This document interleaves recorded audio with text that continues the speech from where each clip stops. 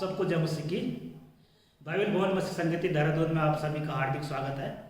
परमेश्वर का भवन में जब हम लोग आते हैं तो बड़े आनंद के साथ उसके भवन में आए, क्योंकि परमेश्वर हमसे उम्मीद करता है कि हम सभी लोग आनंद के साथ उसकी आराधना करें, जय जयकार करें और उसकी महिमा करें।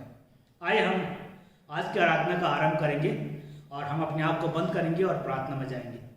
प्रभु जी आपके सम्मुख आए हैं, आपको धन्यवाद देते हैं इस समय के लिए।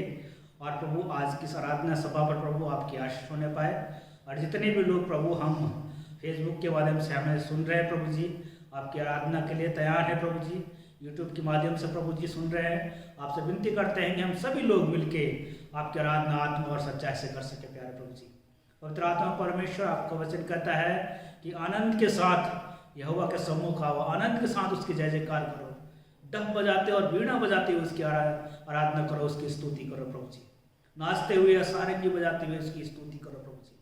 हम धन्यवाद देते हैं आपके इस महान आशीष के लिए, प्रेम के लिए प्यारे प्रभु जी।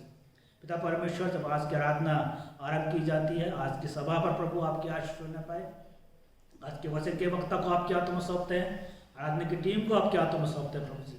सारी बातें प्रभु आपको भावता हुआ बलिदान के रूप में स्वीकार होने पाए प्यारे प्रभु जी। यीशु मसीह के नाम से प्रार्थना करते हैं, आमीन। आइए हम आज की आराधना का आरंभ करेंगे। अगर आपके पास परमेश्वर का वचन है तो मेरे साथ निकाल लीजिए फिलिपियों की पत्री, उसका 4 अध्याय और उसका 4, 5 और 6 पद पढ़ के हम आज की आराधना का आरंभ करेंगे, जहाँ इस प्रकार से लिखा हुआ है, प्रभु में सदा आनंदित रहो, मैं फिर कहता हूं आनंदित रहो, तुम्हारी कोमलता सब मनुष्यों पर प्रकट हो, प्रभु निकट है, किसी भी बात की चिंता मत करो, परंतु हर एक बात में तुम्हारे निवेदन, प्रार्थना और विनती के द्वारा धन्यवाद के साथ परमेश्वर के सम्मुख उपस्थित किए जाए। यह परमेश्वर का वचन है। परमेश्वर के वचन के पढ़े जाने, सुने जाने पर हम सबको आशीष प्रदान करें। ये समय आराधना का, और हम आराधना में जाएंगे और भाई संदीप के साथ हम प्रभु की आराधना करेंगे। आप सबको जय मसीह की। आइए हम परमेश्वर की आराधना में समय को व्यतीत करेंगे। आइए हम गीत नंबर 1 गाएं, परम पिता की हम स्तुति गाएं।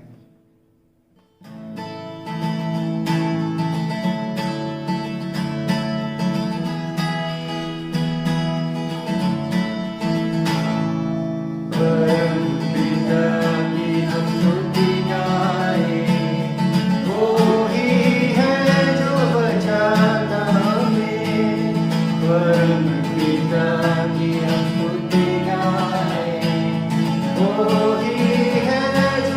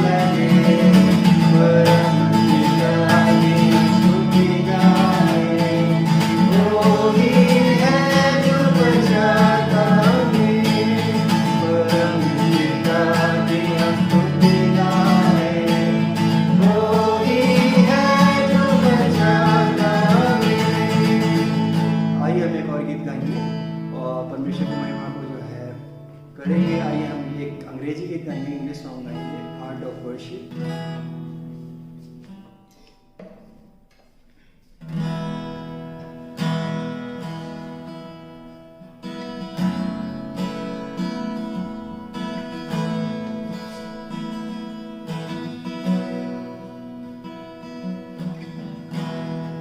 When the music fades, all is stripped away, and I simply come, longing just to bring something that's a word that will bless your heart. I'll bring you more than a song, for a song in itself is not what you have required. You search much deeper within, through the listings of it, you're looking into my heart. I'm coming back to the heart of worship, and it's all about you. It's all about you, Jesus. I'm sorry, Lord, for the things I've been. And it's all about you. It's all about you, Jesus.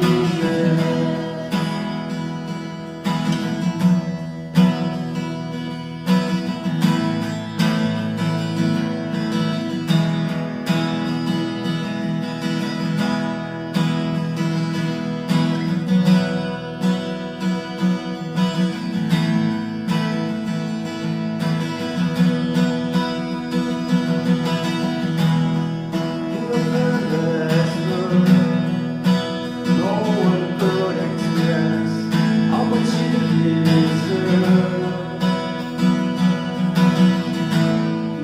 You're weak and full. All I have is you. Every single breath. I'll give you more than a song, for a song in itself is not what you have required.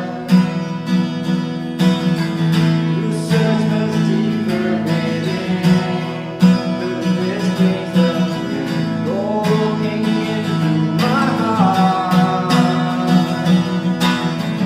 I'm coming back to the heart of worship, and it's all about you. It's all about you, Jesus. I'm sorry, Lord, for the things I've made. And it's all about you. It's all about you, Jesus. I'm coming back to the heart of worship. It's all about you. It's all about you, Jesus. I'm sorry, Lord, for the things I've made. It's all about you. It's all about you, Jesus.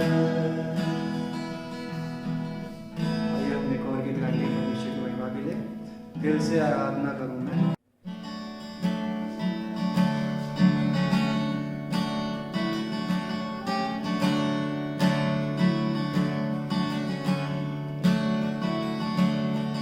दिल से आराधना करूं मैं, इस जुबां से नाम तेरा ही लूं मैं, पूरे दिल से आराधना करूं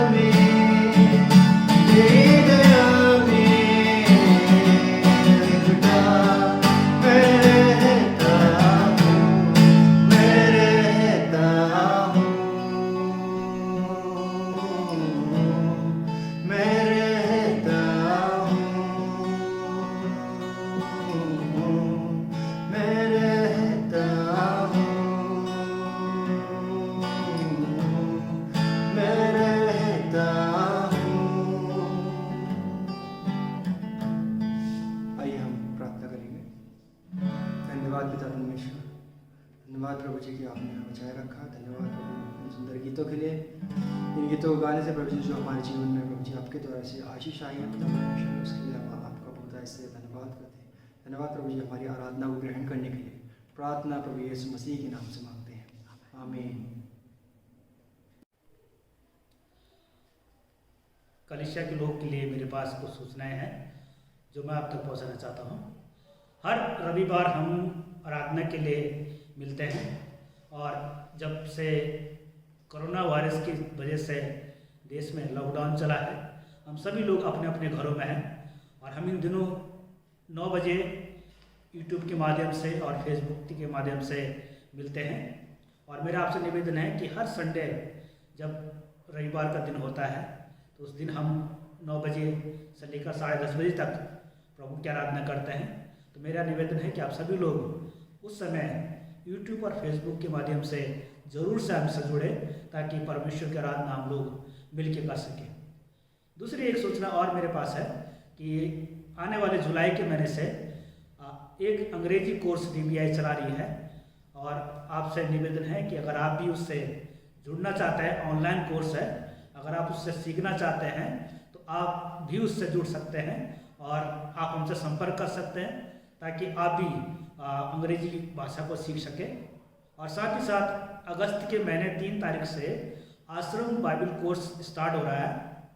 तो अगर आपकी जान पहचान में कोई भी है जो प्रभु का वचन को सीखना चाहता है तो आप उसको हमारे पास ज़रूर भेजें ताकि प्रभु का वचन उन तक पहुंचा जा सके। और एक महत्वपूर्ण सूचना जो मैं आपको देना चाहता हूं कि इन दिनों जब से लॉकडाउन शुरू हुआ है, हम लगातार खाने के माध्यम से, खाना बांटने के माध्यम से और राशन बांटने के माध्यम से जो है कि लोगों की मदद कर रहे हैं। तो उसी का एक छोटा सा वीडियो हम आपको दिखाना चाहते हैं। तो आप जब उस वीडियो को देखते हैं तो आप प्रभु को धन्यवाद दे सकते हैं और आप भी उस सेवा में शामिल हो सकते हैं।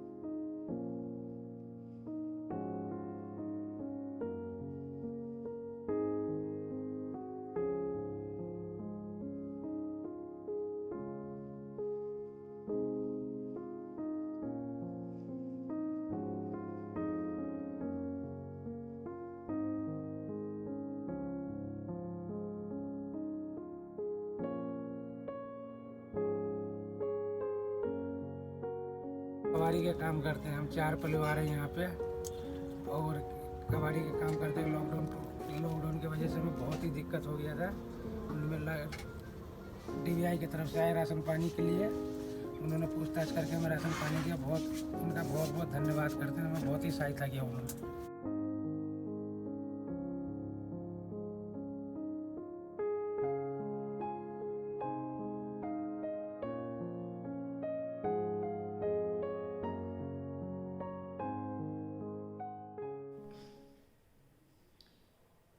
ये समय है धन्यवाद का और प्रार्थना का।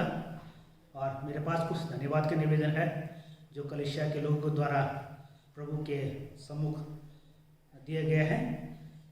विशेषकर हम धन्यवाद देते हैं भाई अभिषेक के बेटे जुएल के लिए। कल उसका जन्मदिन था और प्रभु ने उसको पिछले साल उसको संभाल कर रखा, सुरक्षित रखा प्रभु ने और उसको अपने अनुग्रह में बढ़ाया। हम इस बात के लिए विशेषकर धन्यवाद देते हैं। हम धन्यवाद देते हैं जो इस समय कोरोना वायरस के जो इस समय महामारी चल रही है और देहरादून अनुग्रह आश्रम के द्वारा 155 परिवारों को हमने प्रभु के अनुग्रह में लोगों को राशन बांटा। 155 परिवारों को हम इस बात के लिए विशेषकर धन्यवाद देते हैं और लगभग 1600 मास्क हमने वितरण किए हैं। और विशेषकर प्रभु का धन्यवाद देते हैं कि प्रभु उन लोगों तक हमको लेके गया जो लोग इस समय ज़रूरतमंद हैं और जो लोग इस समय लॉकडाउन की वजह से इनका काम धंधा बंद हो गया था, प्रभु उन लोगों तक, उन लोगों से हमको मिलाया और हमने उनको मदद की। प्रभु के अनुग्रह से हम इस बात के लिए विशेषकर प्रभु का धन्यवाद देते हैं। प्रभु ने हमारे परिवार को, हमारे कलीसिया के परिवार को, सभी को संभाल कर रखा। हम इस बात के लिए धन्यवाद देते हैं और प्रभु का ये अनुग्रह रहा कि हमारा पूरा कलीसिया परिवार स्वस्थ रहा, किसी को भी कोरोना वायरस का संक्रमण नहीं हुआ। हम इस बात के लिए विशेषकर प्रभु का धन्यवाद देते हैं। मेरे पास कुछ प्रार्थना का निवेदन है जो प्रभु के सिंहासन तक पास्टर सुनील जॉन जी पहुँचाएंगे और जो इस प्रकार से है। जोएल के लिए प्रार्थना करेंगे, प्रभु उसको उसके जीवन में अपना अनुग्रह बनाए रखे और इस साल जब वो इस साल में प्रवेश कर चुका है, प्रभु उसके ऊपर अपना अनुग्रह रखे और उसको अपने अनुग्रह में बढ़ाए, अच्छा स्वास्थ्य प्रदान करे और उसके जीवन में प्रभु का दया होने पाए। प्रभु उसको पढ़ाई लिखाई में उसको बुद्धि और समझ दे, इस बात के लिए प्रार्थना करेंगे। बहन पल्लवी के लिए प्रार्थना करेंगे, प्रभु उसको संभाले और उसके जीवन में अपना अनुग्रह करे और उसके ऊपर प्रभु का दया होने पाए और विशेषकर उसके अच्छे स्वास्थ्य के लिए हम प्रभु से प्रार्थना करेंगे। राजेश्वरी सिस्टर के लिए प्रार्थना करेंगे, इन दोनों वो बीमार है, उनके शायद हाथ में दर्द हो रहा है, तो प्रार्थना करेंगे कि प्रभु उनको चंगाई दे और उनको पूर्ण रूप से स्वस्थ करे ताकि प्रभु को हम धन्यवाद दे सके। वह कुलदीप के लिए प्रार्थना करेंगे और उनके परिवार के लिए प्रभु उनको सलामत रखे और उनके जीवन में अपना अनुग्रह रखे ताकि प्रभु की महिमा होने पाए और प्रभु की स्तुति होने पाए। पूनम सिस्टर के लिए प्रार्थना करेंगे, आज समय उनका परिवार किसी समस्या से जूझ रहा है, प्रार्थना करेंगे प्रभु उनके और उनके परिवार को संभाले, उनकी ज़रूरतों को पूरा करे और उनके ऊपर अपना अनुग्रह रखे। और विशेषकर प्रार्थना करेंगे बहन रूबी के लिए, उसके पिताजी के लिए जब इस समय हॉस्पिटल में है, प्रार्थना करें कि प्रभु उसके परिवार को और उसके जीवन में अपना अनुग्रह करे, उसके पिताजी को चंगाई दे और जिस भी हॉस्पिटल में है, जो भी डॉक्टर उनका इलाज कर रहा है, प्रभु उस डॉक्टर को बुद्धि दे कि वो सही से उनका इलाज कर सके। प्रार्थना करेंगे भाई सुरेंद्र के लिए, उनके परिवार के लिए, प्रभु उनके परिवार को भी संभाले और आश्रित करे और अच्छा स्वास्थ्य प्रदान करे, उनके बच्चों को भी पढ़ने लिखने में प्रभु मदद करे। प्रार्थना करेंगे इस समय विशेषकर भाई दीपक के लिए, उसका काम की तलाश है और लॉकडाउन की वजह से उसका काम बंद हो गया है। प्रार्थना करें कि प्रभु उसको काम दे सके, अच्छा काम मिल सके उसको, ताकि प्रभु की महिमा हो सके। इस बात के लिए हम विशेषकर प्रार्थना करेंगे।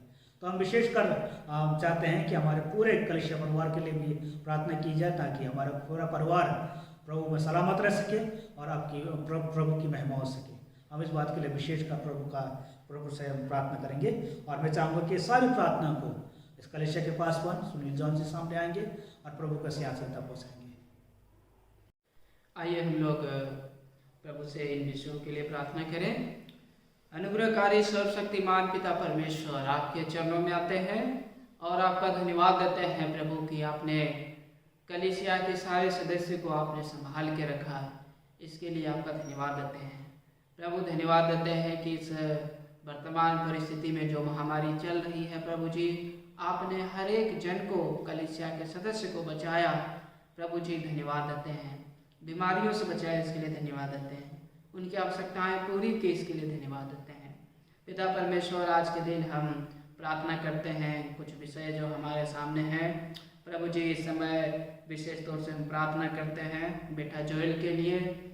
बेटा जोएल जब प्रभु 4 वर्ष का हो गया है प्रभु जी, हमारी प्रार्थना है कि आप उन्हें आशीष दें प्रभु जी, उस बेटे को अपने हाथों में संभाल के रखें, लंबी आयु से आशीषित करें, अच्छा स्वास्थ्य दे प्रभु। प्रभु वो बेटा आपके बुद्धि ज्ञान और डील डौल में प्रभु जी बढ़ता जाए प्रभु जी। प्रभु जी आपकी कृपा दृष्टि उस बेटे पर बनी रहे प्रभु। इसके साथ साथ हम प्रार्थना करते हैं सिस्टर पल्लवी के लिए और प्रभु जी उनके परिवार के लिए, भाई अभिषेक के लिए प्रभु जी, उस पूरे घराने पर आपकी आशीष बनी रहे। पिता प्रार्थना करते हैं जब पल्लवी सिस्टर और प्रभु जी भाई अभिषेक दोनों मिलकर उस बच्चे का लालन पालन करते हैं प्रभु जी, आप उन्हें संभालें प्रभु। इसके साथ हमारी प्रार्थना है कि बहन पल्लवी को प्रभु जी आशीष दे और प्रभु जी इस गर्भावस्था के दौरान प्रभु जो बेबी आपने दिया है प्रभु उसको सुरक्षित रखे। पिता प्रार्थना करते हैं इस समय सिस्टर पूनम मसीह के लिए प्रभु जी, उन पर आपकी कृपा दृष्टि मांगते हैं प्रभु जी। प्रभु जी प्रार्थना करते हैं उन्हें प्रभु जी हर एक प्रकार के विवादों से बचाएं प्रभु जी, हर एक प्रकार के जीवन में समस्या है प्रभु जी, उस समस्या को दूर करें। घरों से प्रभु जी जो समस्या है, घर में जो परेशानियां हैं, उससे प्रभु आप निजात दें प्रभु जी। प्रभु आप दया करें प्रभु जी। पिता हम प्रार्थना करते हैं समय भाई कुलदीप के लिए, उनके परिवार के लिए प्रभु जी। प्रभु जी प्रार्थना करते हैं भाई कुलदीप आपके बुद्धि ज्ञान में बढ़ सके। इसके साथ हम प्रार्थना करते हैं प्रभु उनके परिवार के लिए प्रभु जी, उनके परिवार पर आपकी कृपा दृष्टि मांगते हैं प्रभु जी। पूरे घराने का प्रभु आप उद्धार करें, अंकल आंटी सबको आप सुरक्षित रखें प्रभु जी। पिता हम प्रार्थना करते हैं इस समय भाई सुरेंद्र के लिए और बहन इवा के लिए प्रभु प्रार्थना करते हैं दोनों को अच्छा सेहत दें प्रभु जी। उन्हें प्रभु जी इस वर्तमान परिस्थिति में बचा के रखें प्रभु जी। प्रभु जी उनकी आवश्यकताएं पूरा करें प्रभु जी। प्रभु प्रार्थना करते हैं इसके साथ बहन रूबी के पिताजी के लिए प्रार्थना करते हैं जो हॉस्पिटल में है प्रभु जी। प्रभु जी अपना हाथ उनके ऊपर प्रभु रखें और हम प्रार्थना करते हैं प्रभु जी अंकल आपके नाम में प्रभु जी चंगाई हो जाए प्रभु जी, चंगे हो जाए और स्वस्थ होकर प्रभु जी हॉस्पिटल से वापस लौटे प्रभु। प्रभु जी प्रार्थना करते हैं इसके साथ प्रभु जी भाई दीपक के लिए प्रार्थना करते हैं। भाई दीपक प्रभु इस समय जब उन्हें काम की जरूरत है प्रभु जी प्रार्थना करते हैं प्रभु जी आप उन्हें एक अच्छा काम धंधा प्रदान करें ताकि प्रभु जी उनकी जो घर की आवश्यकताएं हैं, जो जीवन की जो आजीविकाएं हैं प्रभु जी वो पूरा हो सके। पिता हम प्रार्थना करते हैं इसके साथ साथ पूरे टीम के लिए प्रार्थना करते हैं प्रभु जी जो पूरे टीम प्रभु जी इस समय मिल करके प्रभु जी इस समय लोगों की सेवा में लगी हुई है प्रभु जी। प्रभु इमरजेंसी फूड एड पहुंचाने के द्वारा, फेस मास्क वितरण के द्वारा जो प्रभु जी हमारे साथ जो टीम लगे हुए हैं प्रभु हम प्रार्थना करते हैं आप हर एक जन को आशीष दें प्रभु जी। प्रभु जी आप उनकी स्वयं सुरक्षा करें प्रभु जी। पिता हम प्रार्थना करते हैं बाकी कलीसिया के सदस्यों के लिए प्रभु जी जहाँ कहीं भी हैं आप उनकी सुरक्षा करें प्रभु जी। प्रभु जी आप अपने धर्म में हाथों में उन्हें बचा के रखें प्रभु जी।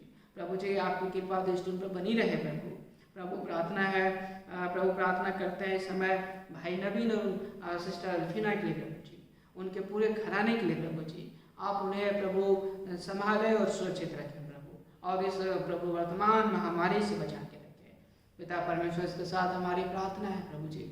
प्रभु जी आप सारे लोगों के लिए प्रार्थना करते हैं प्रभु, जो लोग प्रभु जी ऑनलाइन प्रभु जी इस समय देखते हैं प्रभु प्रार्थना करते हैं कि आप उन पर कृपा दृष्टि करें प्रभु जी उन सब को भी अपने हाथों में सुरक्षित रखें। प्रार्थना है प्रभु जी अपने देश के लिए प्रभु जी, हमारे देश से प्रभु कोरोना वायरस को दूर करें प्रभु जी। प्रभु जी हर एक जन जो पीड़ित है उन्हें प्रभु यीशु अपने नाम में चंगाई दें प्रभु जी। प्रभु जी प्रार्थना करते हैं हर एक डॉक्टर और नर्स के लिए और जितने भी लोग प्रभु जी सेवा में लगे हुए उन सब की सुरक्षा के लिए प्रार्थना है प्रभु, आप उनकी खुद सुरक्षा करें प्रभु जी। प्रार्थना करते हैं हमारे देश में जो ज़रूरतें हैं प्रभु जी उस ज़रूरत को प्रभु जी पूरा करें। पिता हम प्रार्थना करते हैं कि प्रभु जी इस देश पर आपकी कृपा मांगते हैं, आपकी दया मांगते हैं, धन्यवाद देते हैं पिता। प्रार्थना को हम प्रभु यीशु मसीह के नाम में करते हैं, आमीन। इस समय दान का विशेषकर प्रभु को धन्यवाद देते हैं और हमसे आपसे निवेदन करते हैं कि जितने भी लोग कलीसिया में दान एकत्रित करना चाहते हैं तो वो अपने अपने स्थान में दान एकत्रित कर लें ताकि जो कलीसिया की ज़रूरतें हैं वो पूरी हो सके। तो अपने स्थान में दान इकट्ठा करेंगे और दान के लिए भाई संदीप के साथ हम परमेश्वर की आराधना करेंगे और उसके बाद प्रार्थना भी भाई संदीप ही करेंगे।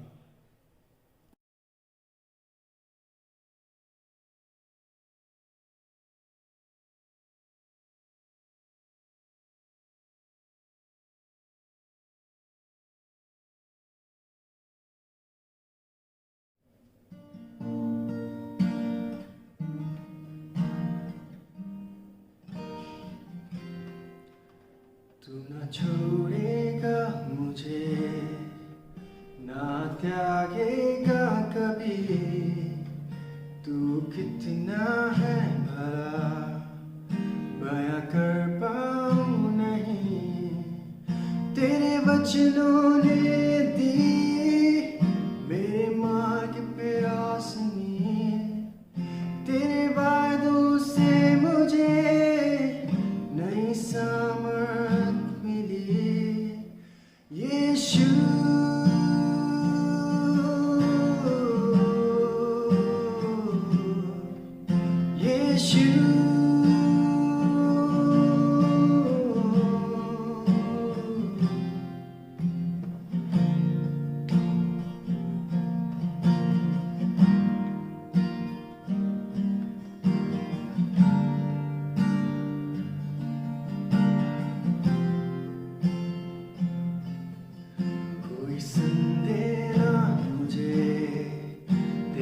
प्यार पे है खुदा, क्योंकि क्रूस पे तूने मेरे पापों को लिया।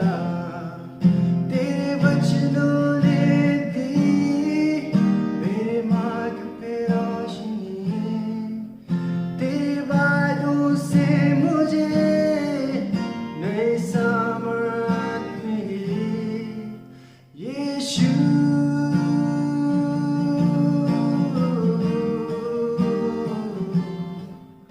यीशु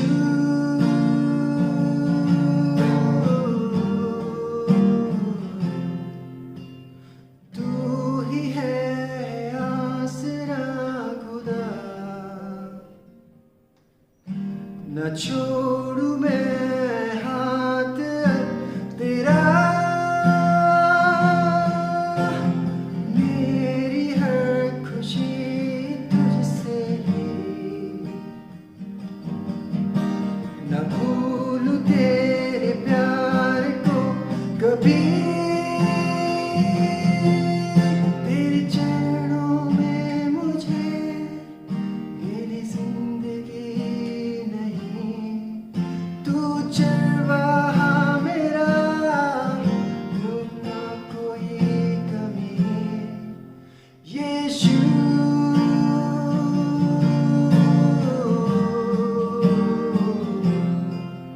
यीशु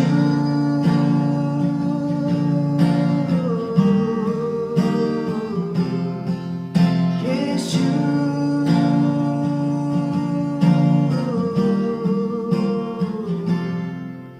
यीशु।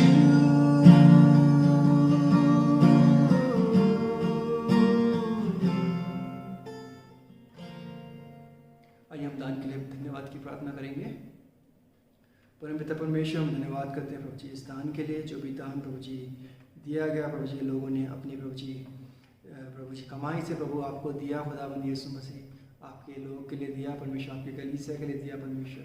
हम आपका बहुत ऐसे धन्यवाद करते हैं। धन्यवाद प्रभु की ये दान प्रभु जी आपकी सेवा और महिमा के लिए प्रभु जी बहुत ऐसे इस्तेमाल हो सके। होने दे प्रभु जी कि आप लोग के हृदयों में प्रभु जी और कार्य करें, ताकि प्रभु जी वे पिता परमेश्वर आपकी सेवा के लिए आगे बढ़ सके। पिता परमेश्वर, धन्यवाद के साथ प्रार्थना प्रभु यीशु मसीह के नाम से मांगते हैं, आमीन।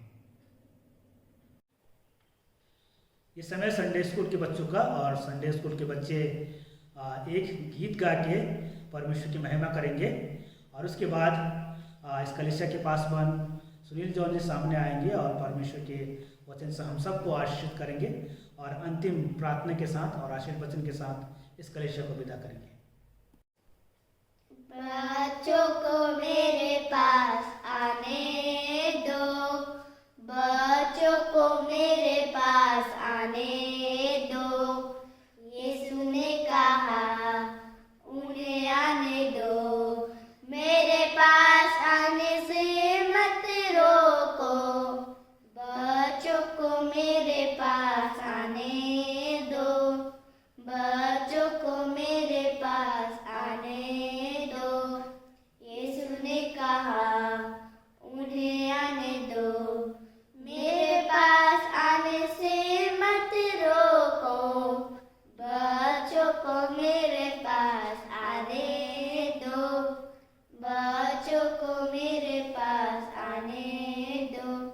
आप सबको जय मसीह की।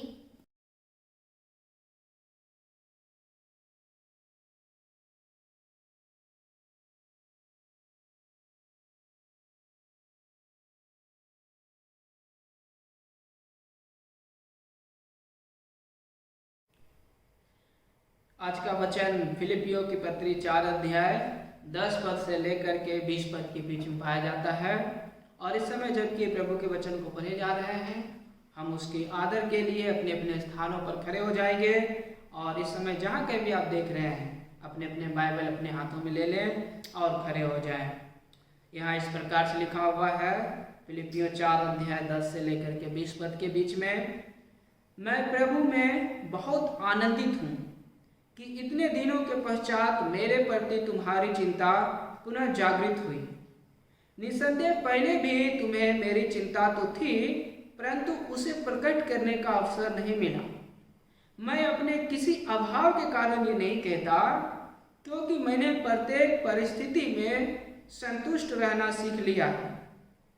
मैं दीनहीन दशा तथा संपन्नता में भी रहना जानता हूँ, और हर बात और प्रत्येक परिस्थिति में मैंने तृप्त होना, भूखा रहना और घटना बढ़ना सीख लिया है।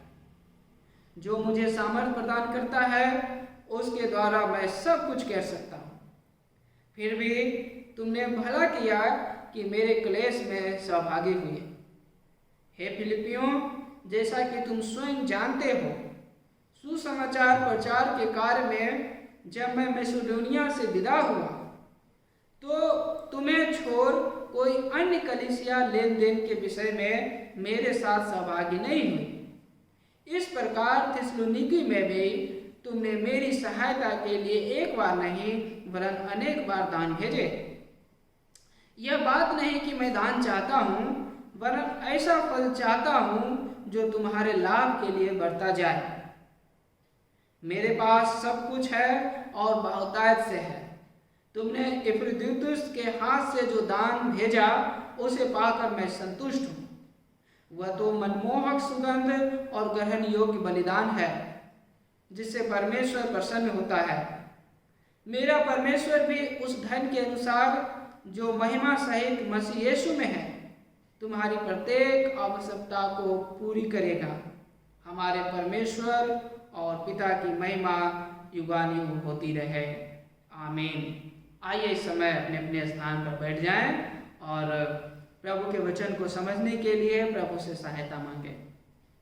परम पिता परमेश्वर, आपके सम्मुख हम लोग आते हैं और आपका धन्यवाद देते हैं प्रभु जी, क्योंकि आप सर्वशक्तिमान परमेश्वर हैं। प्रभु जी, आप ही वो परमेश्वर हैं जो हमें इस बात को प्रभु जी सिखाते हैं कि हमें जीवन के प्रत्येक परिस्थिति में किस प्रकार से रहना चाहिए, किस प्रकार से जीवन जीना चाहिए। और प्रभु, जब हम आपके वचन को इस समय देखा है, प्रभु जी पढ़ा है, प्रभु हम प्रार्थना करते हैं इसको समझने में और लागू करने में मदद करें।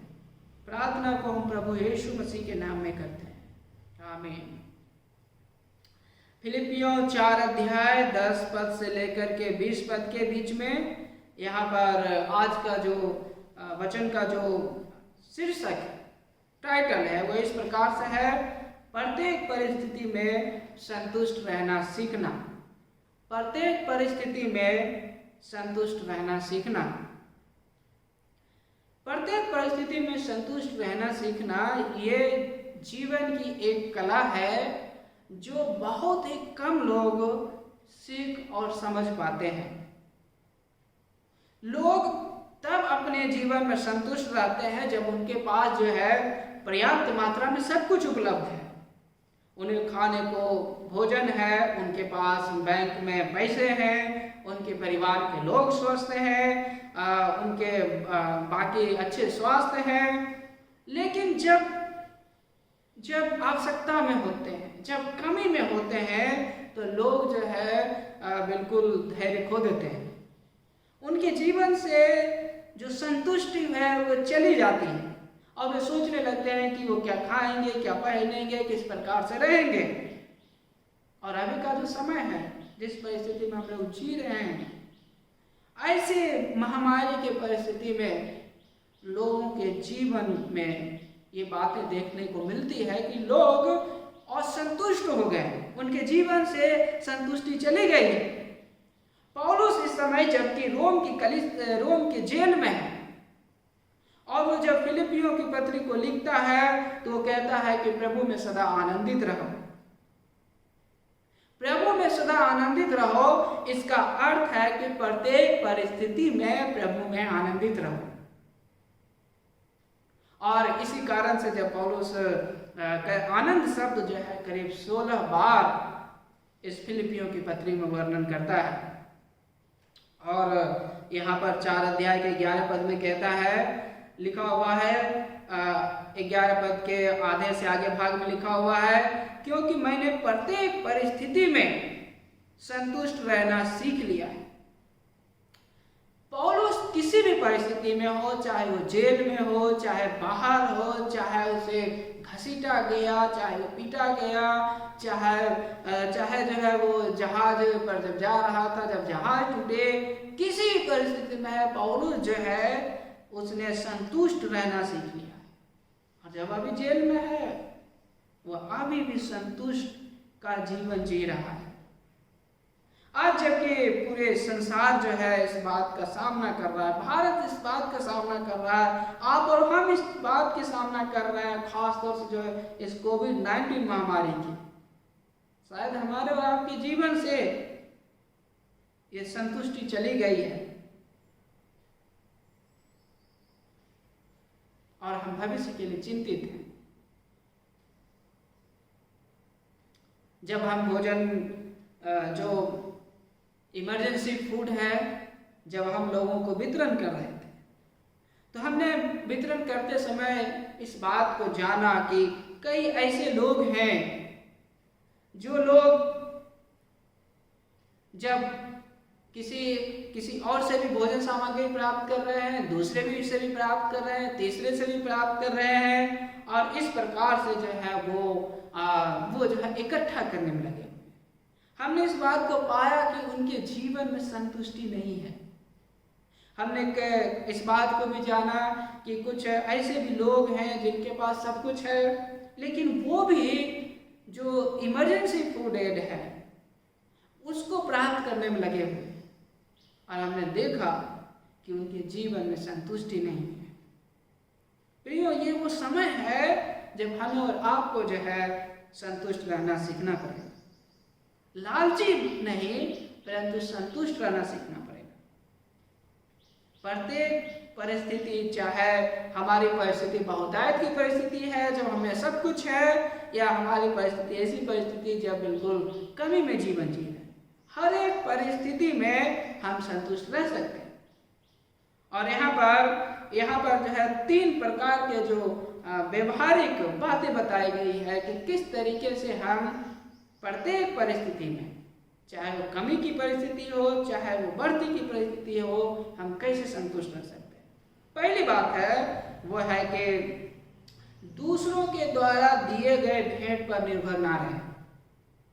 दूसरों के द्वारा दिए गए भेंट पर निर्भर ना रहें। पौलुस का जीवन कलीसिया के द्वारा दिए गए भेंट पर या व्यक्तिगत रूप में दिए गए भेंट पर निर्भर नहीं है। हालांकि जब कलीसिया से जो है पौलुस को जब भेंट मिला तो पौलुस की सेवकाई में ये बहुत ही सहायक सिद्ध हुआ, लेकिन इसके बावजूद पौलुस अपने हाथों से दिन रात मेहनत करके उसने अपनी आवश्यकताएं पूरी की, और वो किसी पर निर्भर नहीं रहा कि कोई आदमी उनकी देखभाल करे, उनकी आवश्यकता पूरी करे। और इसीलिए यहाँ पर 17 पद में यहाँ पर लिखा हुआ है, और यहाँ तक 17 पद लिखा हुआ है, यह बात नहीं कि मैं दान चाहता हूँ। यानी पौलुस जो है इस बात के लिए नहीं चाहता है कि कोई उसे दान दे, लेकिन लोगों ने पौलुस की मदद की। पौलुस का जीवन जो है किसी के दान पर निर्भर नहीं है। भेंट केवल दूसरे के प्रति हमारी फिक्र को प्रकट करता है। भेंट दूसरे के प्रति हमारी फिक्र को प्रकट करता है कि हम उनकी फिक्र करते हैं। ये कोई अस्थायी इनकम का जरिया नहीं है।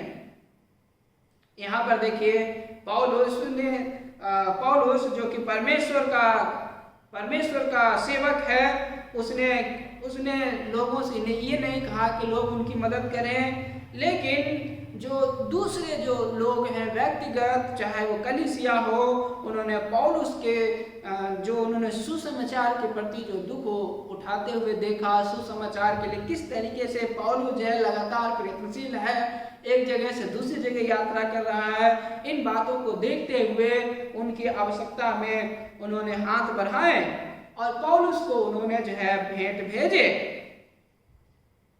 और यहाँ पर फिलिपियों की एक कलीसिया है, जो फिलिपियों की कलीसिया ने पौलुस के प्रति अपना जो फिक्र है उसको प्रकट किया। एक बार नहीं परंतु कई बार। यहाँ पर अगर हम देखें 15 पद में लिखा हुआ है, हे फिलिपियों, जैसा तुम स्वयं जानते हो, सुसमाचार प्रचार के कार्य में जब मैं मैसिडोनिया से विदा हुआ तो तुम्हें छोड़ कोई अन्य कलीसिया लेन देन के विषय में मेरे साथ सहभागी नहीं हुई। इस प्रकार थिस्सलुनीके में भी तुमने मेरी सहायता के लिए एक बार नहीं वरन अनेक बार दान भेजे। यहाँ पर आप देख सकते हैं कि फिलिपी की कलीसिया जो है पौलुस को एक बार नहीं परंतु अनेक बार दान भेजे। वो पौलुस के प्रति फिक्रमंद है, पौलुस के प्रति जो है अपना प्रेम प्रकट करता है। फिलिपियों की कलीसिया जब पौलुस जब इस समय रोम के जेल में बंद है तो वहां पर भी जो है फिलिपियों की कलीसिया ने एपफ्रदीतुस के हाथ से उन्होंने दान भेजे हैं। 18 पद में लिखा हुआ है, मेरे पास सब कुछ है और बहुतायत से है, तो उन्हें एपफ्रदीतुस के हाथ से जो दान भेजा उसे पाकर मैं संतुष्ट हूँ। यहाँ पौलुस कहता है मैं उससे संतुष्ट हूँ। फिलिपियों की कलीसिया ने पौलुस के लिए कई बार दान भेजे, लेकिन इसके साथ साथ ऐसा भी समय आया जब फिलिपी की कलीसिया पौलुस तक दान भेजने में अपरिहार्य कारणों से जो है वो दान नहीं भेज सका। 10 पद में लिखा हुआ है, मैं प्रभु में आनंदित हूँ कि इतने दिनों के पश्चात मेरे प्रति तुम्हारी चिंता पुनः जागृत हुई। निसंदेह पहले भी तुम्हें मेरी चिंता तो थी परंतु उसे प्रकट करने का अवसर नहीं मिला। वो पौलुस को वो दान नहीं भेज पाए अपरिहार्य कारणों से। इसका अर्थ ये नहीं है कि फिलिपी की कलीसिया जो पौलुस के प्रति फिक्रमंद नहीं है। हो सकता है पौलुस तक दान नहीं भेजने का कारण हो सकता है कि जो संदेश वाहक वो संदेश वाहक हो सकता है नहीं हो जिनके द्वारा दान भेजा जाता। हो सकता है कि पौलुस की जो यात्राएं थी वो उस यात्रा के विषय में सही मालूम जानकारी नहीं होती थी दूसरे लोगों को। इस कारण से जो है कई बार उन तक दान नहीं भेज पाए। आप इस बात को याद रखें, जब कोई व्यक्ति या कलीसिया आपको भेंट देता है तो ये जो है सिर्फ आपके प्रति उस कलीसिया या व्यक्ति का एक तरीके से प्रेम है और फिक्र है जो आपके प्रति प्रकट किया जा रहा है। ये कोई अस्थाई इनकम नहीं है, ना ये जो है लगातार समय पर मिलने वाला जो है ये सप्लाई है। अब जो लोग भेंट देते हैं, भेंट इस बात पर निर्भर करता है, दूसरे की उदारता पर निर्भर करता है, ना कि आप जो चाहते हैं उसके अनुसार भेंट नहीं मिलता है। चाहे वो छोटा भेंट हो, चाहे वो बड़ा भेंट हो, चाहे वो रेगुलर भेंट हो, चाहे वो एक टाइम का भेंट हो, कोई भी भेंट हो, किसी प्रकार का भेंट हो, आप उसे बड़े ही आभार के साथ और धन्यवाद के साथ जो है इसे स्वीकार करें। आप परमेश्वर का धन्यवाद करें और जिनके द्वारा हमें मिला है उनको भी हम धन्यवाद करें। कई बार भेंट जब हमारे मन के अनुसार नहीं होती है तो हम अपनी अशिष्टता जो है प्रकट कर देते हैं। और हो सकता है आपके अनुभव ऐसा रहा हो या आप ऐसा करते हो सकता है आपने किसी के लिए भेंट ले जाकर के दिया हो सकता है आपने किसी के लिए बर्थडे गिफ्ट खरीदा हो और बर्थडे गिफ्ट ले जाने के बाद जो है आप कई बार आपने देखा, आपका अनुभव होगा कि आपने बर्थडे गिफ्ट ले गया और उसके बाद जो है बर्थडे गिफ्ट अगर उस व्यक्ति के मन के मुताबिक नहीं है तो व्यक्ति ने आपको ऐसे कठोर शब्द बोले जिससे आपका मन दुखित हो गया। और जब इस तरह के दुखी हो जाता है तो फिर अगली बार भेंट ले जाने का मन नहीं करता।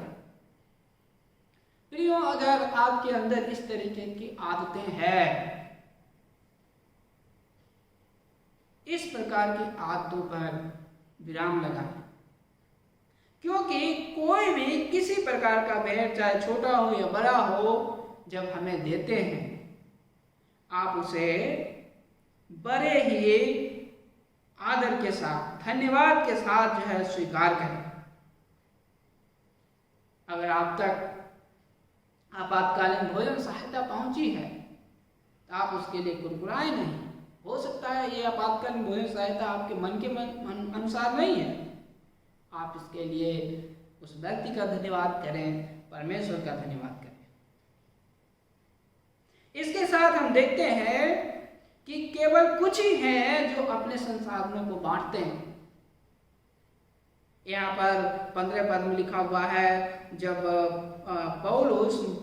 पौलुस सुसमाचार प्रचार के कार्य में जब मैसेडोनिया से विदा हुआ था तो अन्य फिलिप्पी की कलीसिया को छोड़कर अन्य कलीसिया जो है उसके साथ सहभागी नहीं हुई थी लेन देन में। हालांकि बाद में जो है अन्य कलीसिया, कुछ कलीसिया का नाम है जो सहभागी हुई।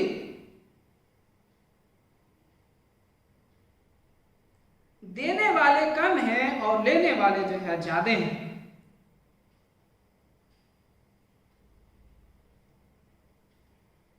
अगर आप आवश्यकता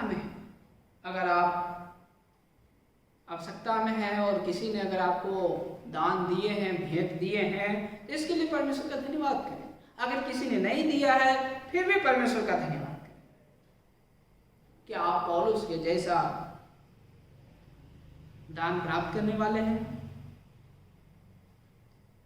आपका जीवन इस दान पर निर्भर नहीं करना चाहिए। पौलुस कहता है प्रेरितों काम 20 अध्याय के 34 और 35 पद में, यहाँ इस प्रकार से लिखा हुआ है, प्रेरितों काम 20 अध्याय के 34 और 35 पद में, तुम स्वयं जानते हो कि इन्हीं हाथों ने मेरे और मेरे साथियों की आवश्यकताएं पूरी की है। मैंने तुम्हें हर बात से ये दिखाया कि तुम भी इसी प्रकार कठिन परिश्रम करके निर्बलों को संभालो और प्रभु यीशु के ये वचन स्मरण रखो जो उसने स्वयं कहे, लेने से देना धन्य है। प्रियो, यहाँ पर देख रहे हैं कि पौलुस इस बात को कहता है कि उसने अपने हाथों से मेहनत किया, उसने कमाया और उसके साथ जो है और उन्हीं हाथों से जो अपने साथियों की आवश्यकताएं पूरी की। प्रियो, भेंट पर निर्भर ना रहें, परंतु अपने हाथों से काम करें। क्या आप किसी के प्रति अपना फिक्र दिखाना चाहते हैं जो लोग आवश्यकता में हैं? आप उसकी मदद करें। हो सकता है कि वे आदमी हो सकता है आवश्यकता में हो सकता है वे आपके शत्रु हो सकता है घर के बड़े बुजुर्ग हो सकता है आपके दोस्त हो सकता है आपके जो है रिलेटिव, हो सकता है समाज के कमजोर वर्ग। किसी के प्रति भी आप अपना जो फिक्र है, अपना जो प्रेम है उसके प्रति प्रकट कर सकते हैं, लोगों की मदद करने के द्वारा, उन्हें दान देने के द्वारा। इस तरीके से हम देखते हैं कि ऐसी परिस्थिति में जबकि लोग आवश्यकता में, तो यहाँ पर हमें इस वचन को याद करें कि लेने से देना धन्य है। तो पहली बात हमने देखा, दूसरों के द्वारा दिए गए भेंट पर निर्भर ना रहे। अब दूसरी बात जो हम देखेंगे वो देखेंगे कि उसी में गुजारा करें जो आपको दयापूर्वक प्रभु की ओर से मिला है। उसी में गुजारा करें जो आपको दयापूर्वक प्रभु की ओर से मिला है। पौलुस यहाँ पर फिलिपियों की कलीसिया को कहता है, 12 पद में लिखा हुआ है, मैं दीनहीन दशा तथा संपन्नता में भी रहना जानता हूँ। हर बात और प्रत्येक परिस्थिति में मैंने तृप्त होना, भूखा रहना और घटना बढ़ना सीख लिया है। पौलुस इस बात को जानता है कि वो किस तरीके से रहेगा जब उसका पेट भरा रहेगा, जब उसके पास जरूरत के सारे सामान मौजूद हैं। पौलुस इस बात को भी जानता है कि उस समय वो किस तरीके से रहेगा जब वो उसके पास जो है वो भूखा है, जब उसके पास जो है आवश्यकता में है, जब वो कमी में है, उस समय भी वो किस प्रकार से रहेगा। वो इस बात को जानता है, प्रत्येक परिस्थिति में रहना।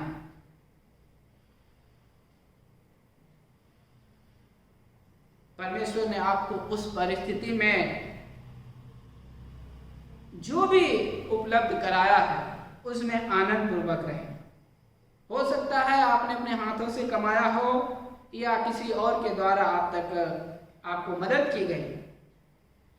इस बात को माने कि उस परिस्थिति के लिए परमेश्वर ने आपको वही प्रबंध किया है। परमेश्वर की इच्छा को समझ करके उसका धन्यवाद करें और उसके नाम की महिमा करें कि परमेश्वर ने उस परिस्थिति में जो भी चीज आपके लिए प्रबंध किया उसके लिए धन्यवाद करें। आप कुरकुराए नहीं।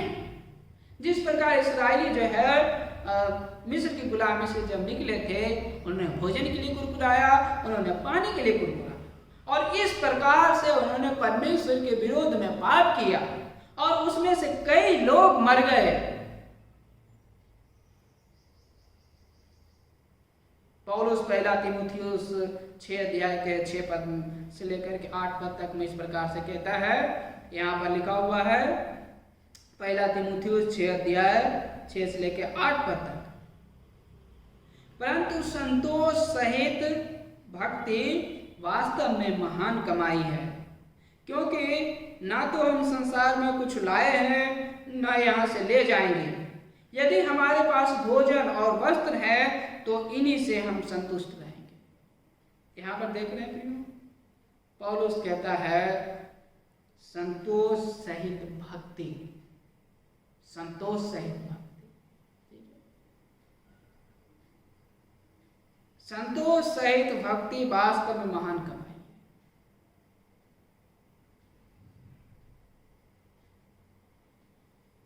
हमारे पास संतोष होना है, संतुष्टि होनी है और उसके साथ साथ हमारे जीवन में प्रभु के प्रति भक्ति होनी है और यही जो है बड़ी कमाई है। पौलुस कहता है कि हम इस संसार में ना तो कुछ लाए हैं ना तो यहाँ से कुछ ले जाएंगे। और 8 पद में कहता है यदि हमारे पास भोजन और वस्त्र है तो इन्हीं से हम संतुष्ट रहेंगे। पौलुस के संतुष्ट रहने का जो लिस्ट है उसमें मात्र 2 ही चीज शामिल, भोजन और वस्त्र। हम लोग जो जिस बात को सुनते हुए बड़े हुए हैं वो है कि मनुष्य की 3 बेसिक आवश्यकताएं हैं और वो है रोटी, कपड़ा और मकान। लेकिन पौलुस के लिस्ट में बस 2 ही चीज है, वो है रोटी और वस्त्र, भोजन और वस्त्र। क्या पौलुस कहता है यदि हमारे पास भोजन और वस्त्र है इन्हीं से हम संतुष्ट हैं। प्रियो, आपके संतुष्ट रहने के लिए आपके लिस्ट में क्या क्या शामिल है? क्या आपके संतुष्ट रहने के लिए जो है आपके लिस्ट में भोजन और कपड़ा के अलावा और मोबाइल, घर, कार, विवाह, जीवन साथी, क्या और भी चीज सारे शामिल है? और इस कारण से जितनी लंबी लिस्ट है वो लिस्ट जो है पूरा होने में हो सकता है पूरा ना हो रहा और इस कारण आपके जीवन में असंतुष्टि आ गई। प्रियो, अपनी लिस्ट को छोटा करें, अपने लिस्ट को छोटा करें। और यहाँ पर देखिए, जब आप देखते हैं कि हम और आप देखते हैं कि प्रभु यीशु की तरफ जो ध्यान लगाते हैं तो हम देखते हैं कि प्रभु यीशु के जीवन में एक संतुष्टि को देखते हैं। जब उनका जन्म जो है वहां पर हुआ जहां भेड़ बकरी को बांधा जाता था,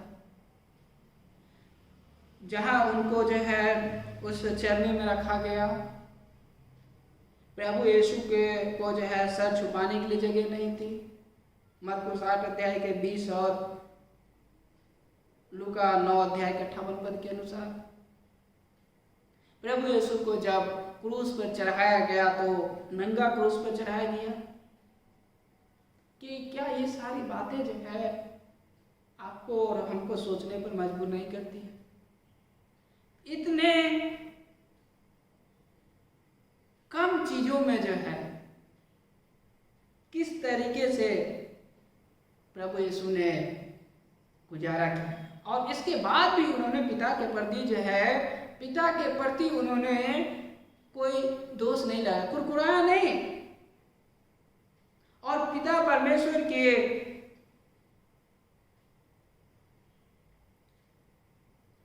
जो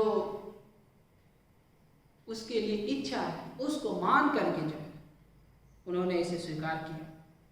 इसीलिए प्रियो, जिस परिस्थिति में आप हैं उस परिस्थिति के लिए परमेश्वर की तरफ से जो कुछ भी उपलब्ध कराया गया है उसके लिए प्रभु का धन्यवाद करें और उसी में संतुष्ट रहें।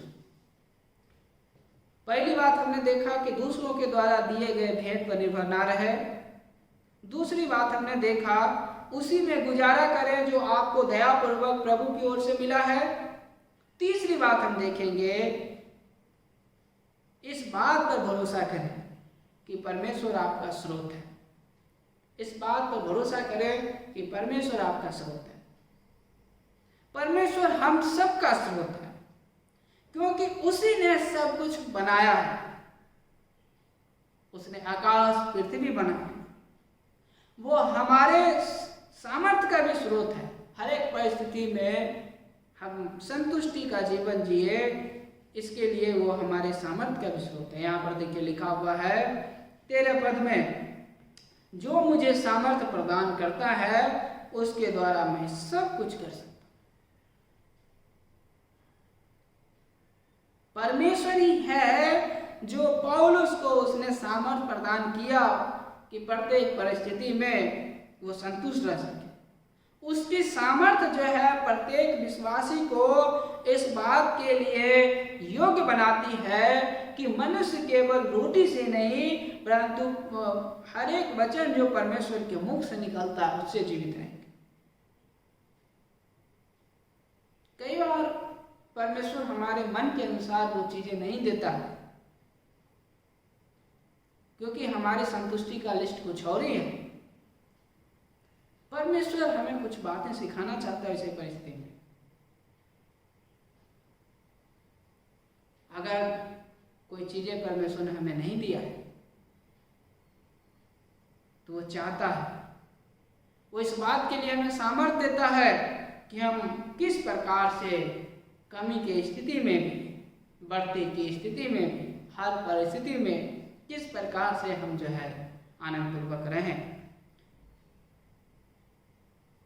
वो हमारे शक्ति का स्रोत है, हमारे सामर्थ्य का स्रोत है। वो इस योग्य है कि हम उसकी आराधना करें। यहाँ पर देखिए 18 पद में लिखा हुआ है कि मेरे पास सब कुछ है और बहुतायत साथ है। तुमने इपफ्रदीतुस के हाथ से जो दान भेजा उसे पाकर मैं संतुष्ट हूँ। वह तो मनमोहक सुगंध और ग्रहण योग्य बलिदान है जिससे परमेश्वर प्रसन्न होता है। यहाँ पर पौलुस अब उस भेंट की चर्चा जो है इस प्रकार से करता है कि वो तो जो है परमेश्वर के सम्मुख ग्रहण योग्य बलिदान है, वो मनमोहक सुगंध और ग्रहण योग्य बलिदान है जिससे परमेश्वर प्रसन्न होता है। लोगों की मदद करने के द्वारा, खास तौर से परमेश्वर के जो जन हैं उनको मदद करने के द्वारा, ये मदद इस प्रकार से है मानो हम परमेश्वर के सामने जो है बलिदान पूर्वक भेंट ले जा रहे हैं, और ये इसकी जो खुशबू है ये परमेश्वर को प्रसन्न करता है। ये वो खुशबू है जो हमारे बलिदान पूर्वक देने के द्वारा हम परमेश्वर की आराधना करते हैं। क्योंकि प्रभु यीशु मसीह भी हम सब के खातिर जो है अपने आप को बलिदान कर दिया। और उसकी जो मनमोहक सुगंध है, जो सुखदायक सुगंध है, वो पिता के पास हमारे तरफ से पहुंची है। दूसरा कुरिन्थियों 2 अध्याय के 15 पद में इस प्रकार से लिखा हुआ है, क्योंकि उद्धार पाने वालों और नाश होने वाले दोनों के लिए परमेश्वर के निमित्त हम मसीह की सुगंध। प्रियो, अब आप यहाँ पर देख सकते हैं कि हम मसीह के सुगंध सबके लिए, चाहे वो उद्धार पाने वाले हैं, चाहे वो नाश होने वाले, हम मसीह के सुगंध के रूप में इस संसार में किस प्रकार से जो है मसीह में भरोसा करते हैं, किस प्रकार से जो है हम जो है मसीह के सुगंध होने के नाते जो है किस प्रकार से हम अपना जीवन जीते हैं, किस प्रकार से जो आवश्यकतामंद हैं उन तक हम अपने भेंट को पहुंचाते हैं, क्योंकि हम और आप मसीह के सुगंध हैं। जब हम भेंट पहुंचाते हैं बलिदान पूर्वक एक समर्पण दिल के साथ हम प्रभु की आराधना करते हैं, और ये आराधना प्रभु के पास सुखदायक सुगंध के रूप में पहुंचती है प्रभु यीशु के द्वारा। तीसरी बात इसी में देखते हैं कि प्रभु जो है वह सारे धन का स्रोत है, सारे धन का स्रोत है। 19 पद में पौलुस कहता है, मेरा परमेश्वर भी उस धन के अनुसार जो महिमा सहित यीशु मसीह में है तुम्हारी प्रत्येक आवश्यकता पूरी करेगा। यहाँ पर पौलुस फिलिपियों की कलीसिया को याद दिलाता है कि परमेश्वर तुम्हारी आवश्यकता को पूरी करेगा। इसका अर्थ ये नहीं है कि अगर हमने 1000 रुपये दिया है तो हमें 1000 का कई गुना मिलेगा, या 1000 प्लस इसके साथ इंटरेस्ट भी मिलेगा। ये ऐसी बात नहीं है, कुछ लोग इस प्रकार से व्याख्या करते हैं। परमेश्वर उस धन के अनुसार जो महिमा सहित यीशु में है तुम्हारी आवश्यकता पूरी करेगा। परमेश्वर मसीह यीशु में अपने महिमा रूपी धन के अनुसार आवश्यकता को पूरी करेगा। और उसने जो हमारी आवश्यकताएं थी, खास तौर से उद्धार की आवश्यकता, उसने हमारे लिए पूरी की। 20 पद में लिखा हुआ है, हमारे परमेश्वर पिता की महिमा युगान युग होते रहे, आमीन।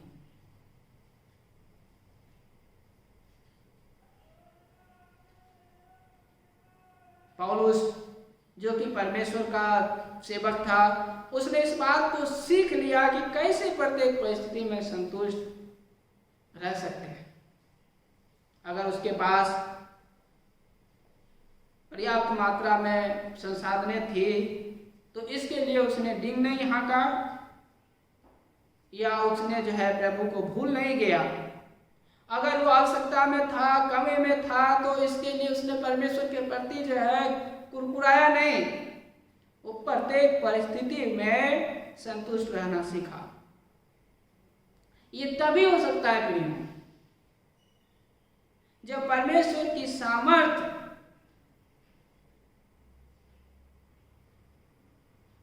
पौलुस में कार्य कर रही होती,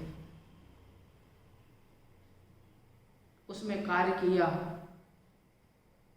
जब हम और आप इसी तरीके से परमेश्वर के साथ जुड़े हुए रहते हैं, कनेक्टेड रहते हैं, जिस प्रकार दाखलता और जो डालियां हैं जुड़ी रहती है, तो हम जीवन के जो उतार चढ़ाव है तो उसको हम झेल सकते हैं और हम आनंदित रह सकते हैं प्रत्येक परिस्थिति। क्या आप इस समय रेड जोन में हैं? क्या आप ऑरेंज जोन में हैं? क्या आप ग्रीन जोन में हैं? चाहे आप कंटेंटमेंट जोन में हैं? क्या आप अपने जीवन में असंतुष्ट हैं? क्या आपकी असंतुष्टि का कारण ये क्वारंटाइन पीरियड है? क्या आपको असंतुष्टि के कारण कोविड पॉजिटिव होना है? इस समय अपना समय निकालें और सोचें कि क्या आप परमेश्वर के साथ जुड़े हैं कि नहीं। क्या आप उसमें संतुष्टि को पा रहे हैं कि नहीं इस संसार में? जब तक हम उसमें जुड़े नहीं है, जब तक हम उसमें संतुष्ट नहीं है, फिर यूँ हम जो है संसार में संतुष्ट नहीं रह सकते। पौलुस ने इस बात को सीखा क्योंकि पौलुस पूरी तरह से परमेश्वर में समर्पित था। क्या आप दान देने वाले हैं या दान को लेने वाले हैं? क्या आप भेंट देने वाले हैं या भेंट लेने वाले हैं? अगर आप भेंट लेने वाले हैं तो इस प्रकार इस बात को सोचें कि जिन्होंने भेंट आप तक पहुंचाया है उसका धन्यवाद करें। ये परमेश्वर के अनुग्रह से आप तक पहुंचा है। आप इस बात को ना भूलें, परमेश्वर को धन्यवाद करना और उन मनुष्यों का भी धन्यवाद करना जिनके द्वारा आप तक पहुंचा है, जिन्होंने आपके प्रति फिक्र दिखाई है। पौलुस के समान उनके लिए प्रार्थना करें कि परमेश्वर जिन्होंने भेंट दिया है उनकी सारी आवश्यकताओं को पूरी करें।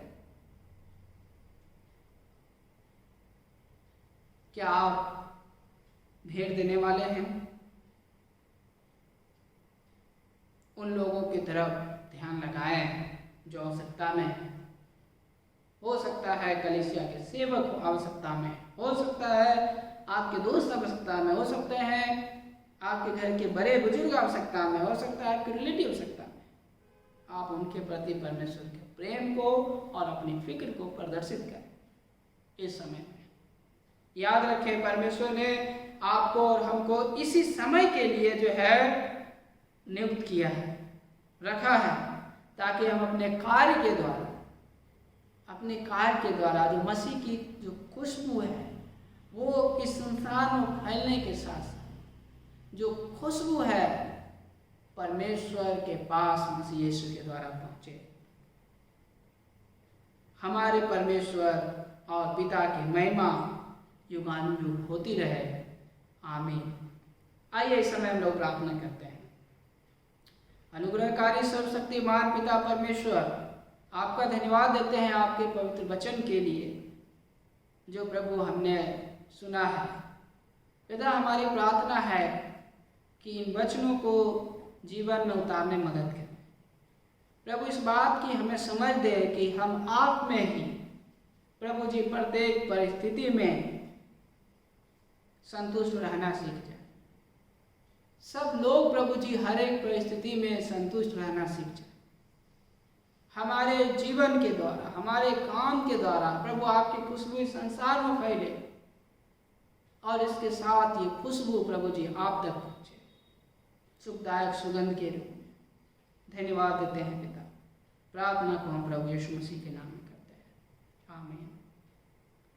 अब हमारे प्रभु यीशु का अनुग्रह, परमेश्वर पिता का प्रेम और पवित्र आत्मा की सहभागिता अब से लेकर के युगानुयुग तक हम में से प्रत्येक के साथ होती रहे। आमीन। सभा यहीं पर समाप्त की जाती है।